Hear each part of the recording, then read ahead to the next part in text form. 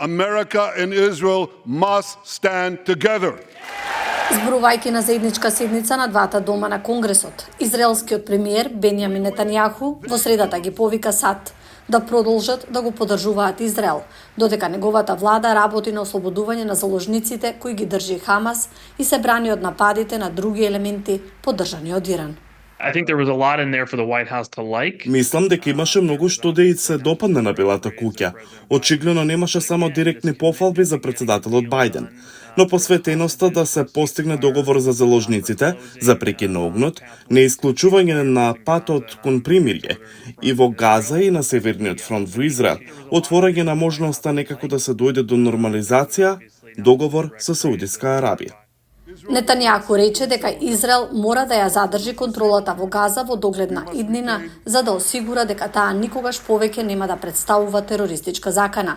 Администрацијата на Бајден се противи на долгорочното присуство на израелски војници во Газа, сметајќи дека тоа не е во согласност со незината цел да им помогне на палестинците да постигнат независност како дел од решението што САД го поддржуваат за две држави. Unfortunately, Prime Minister Benjamin Netanyahu. За жал, премиерот Бенџамин Нетањаху продолжува да демонстрира, како што видовме, дека не е на иста линија со таа визија.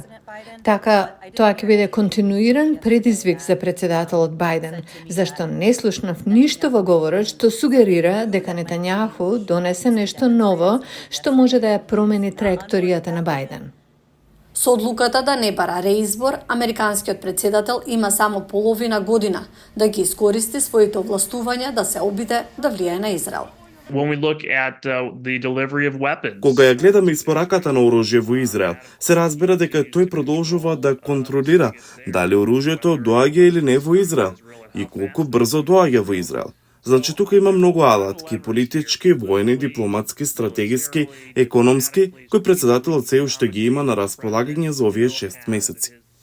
Илјадници антиизраелски активисти се собраа во средата во Вашингтон за да побараат прекин на помошта на САД за Израел, обвинувајќи го за воени злосторства против палестинците, со што се согласуваат и некои демократски законодавци. Десетици други го бойкотираа говорот на Нетањаху, што покажа заострување на поделбите меѓу демократите во врска со Израел.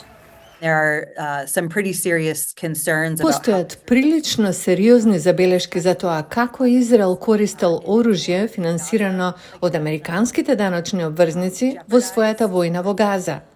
Иако тоа нема да ја загрози поддршката за одбраната на Израел, мислам дека тоа натера многу членови на Конгресот, особено демократски, два пати да размислат за тоа колку брзо и колку континуирана дополнителна поддршка би можеле да обезбедат.